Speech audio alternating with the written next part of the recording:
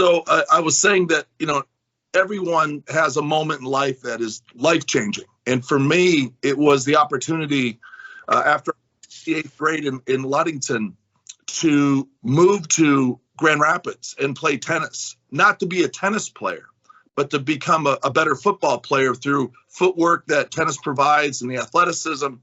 And my dad intentionally kept me out of contact football. I did skill camps at Notre Dame and Michigan, Michigan State, quarterback camps and things, but it was nothing full contact. And because this guy, Rick Slager, and his family, Rick Slager was a 2-sport athlete at Notre Dame, tennis and the starting quarterback at Notre Dame, really stressed that tennis was the sport to enhance the footwork and agility.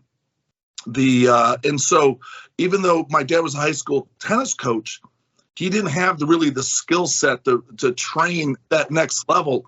And there was a guy, Don Dickinson, who was the general manager at the Ramblewood Racket Club. And Ramblewood was kind of the first opportunity for me to see tennis at a global stage, to play against the best players in the area. I was out of the Northern Michigan district of the USTA, and there were 2 guys ranked in my age division. I was number 2. And I can win a game against number 1. That was Chris Caldwell. So I went down to Western Michigan District. Now I was exposed to so much more competition, many more tournaments, got to travel to Detroit and Chicago. And Don Dickinson would get up every morning with me.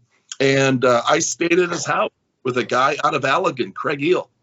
And we'd go to practice before school, get on right around the corner outside of Ramblewood.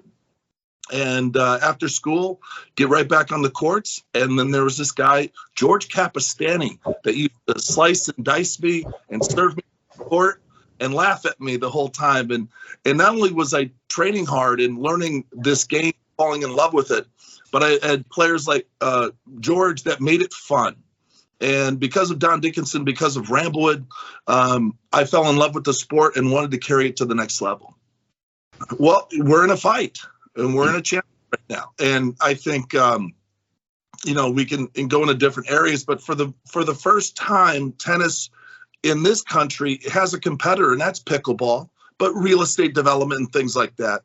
And this is a moment for tennis to really come together. We've kind of been lucky because outside of golf that's been played at the country clubs, we haven't been really challenged in our sport for our real estate. Now we are. And I think it's a call to arms and a call to why. Why is tennis so important in our lives? Why is it so important to the youth and families? Because tennis was our sport. That was our glue in our family, in the Jensen family. Because my sisters played, my brother and I played, obviously. My grandparents played, my parents played. But it was the one sport that brought us all together. And it's very unique compared to other sports. And that's why it's very important to the communities that Ramblewood continues to thrive.